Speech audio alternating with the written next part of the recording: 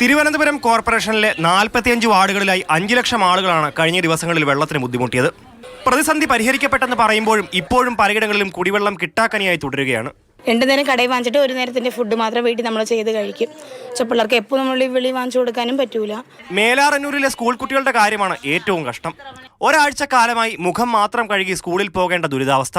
9 മണിക്ക് പരീക്ഷ സമയമാണ്, പഠിക്കാൻ വലിയ സമയമില്ലാതാണ് ഇവിടെ വന്നെടുത്തത്. +1 10ാം ക്ലാസ്സിലൊക്കെ പഠിക്കുന്ന പിള്ളേരല്ലേ, അപ്പോൾ അവർക്ക് കറക്റ്റ് സമയത്തിന് സ്കൂളിൽ പോകണ്ടേ.